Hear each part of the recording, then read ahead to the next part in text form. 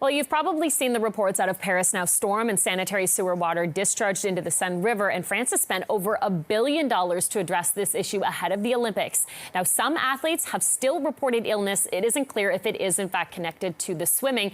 Others have actually withdrawn from the competition as a result. So we want to get into this morning and bring in Dr. Isaac Bogoch, infectious diseases specialist at Toronto General Hospital. Good morning, Dr. Bogoch. So let's maybe start by talking about the risks for people when coming into contact with polluted water like this.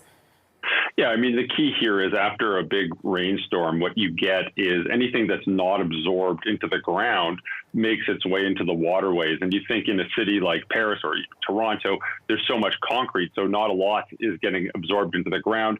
And you have contaminants. You have bird waste, you have other animal waste like pet waste, garbage, pollutants that makes its way into the waterways.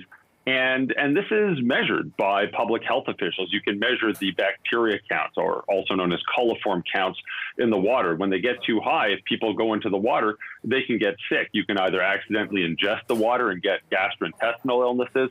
The water can get into nicks and cuts on people's skin. You can get skin and soft tissue infections. It can get into the eye and ears. You can get eye and ear infections as a result of this. And that's why it's so important to only go in the water when we see that it's safe to do so. And again, the water quality is measured very regularly. For example, in Toronto, you can go online and see which beaches are open and which ones are closed because of water quality. And when we're talking about this situation in the Olympics, I'm curious, when it comes to athletes, are they perhaps more at risk because they're taking part in the competitive swimming and might actually be ingesting the water?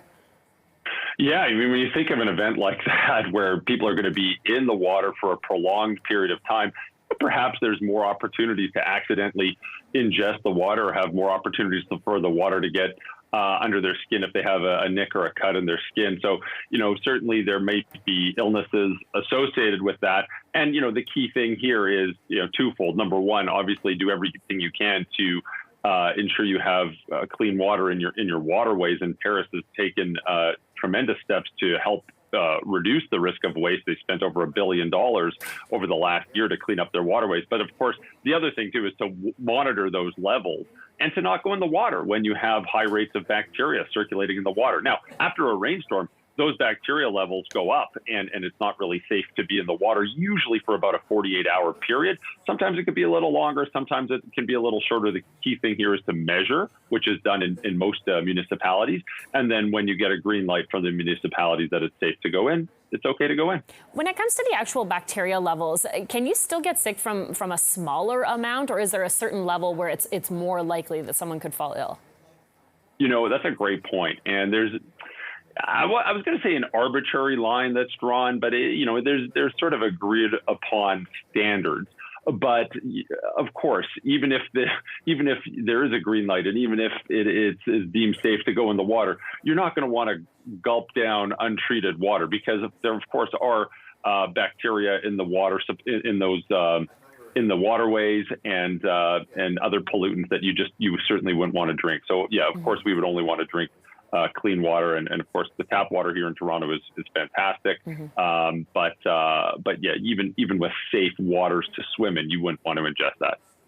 I also want to ask about swimming in waters that maybe aren't tested regularly. You mentioned, for example, in Toronto, you go to the beach. I think they even have it posted with the flags down there, or they'll tell people, hey, the levels aren't safe. But maybe you go up to the cottage, or you go to a local lake, and they're not tested regularly. What's your advice on that, and what should you watch for?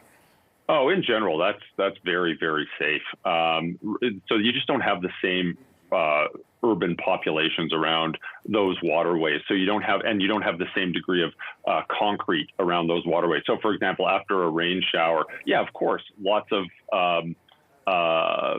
whatever pollutants and waste there is outside can obviously make it into the waterways and still make its way into the lake. But because you have so far less people and pets around that area, there's still going to be wild animals, but you just don't have the same degree of pollution and bacterial contamination in those waterways. Again, you don't want to drink it right out of the waterways. You want to drink only clean water, but the risk of illness is way, way, way lower in those areas from swimming. So, obviously we're blessed to live in Ontario. We have, tons of lakes and rivers and streams, and they're wonderful to swim in the summertime. I hope people enjoy it safely. Yeah, especially with all the heat we've had to deal with as well, too. Yeah. This is certainly a very timely topic right now, Dr. Bogoch, so we appreciate you taking the time to explain everything for us. Have a good week. We'll see you next week.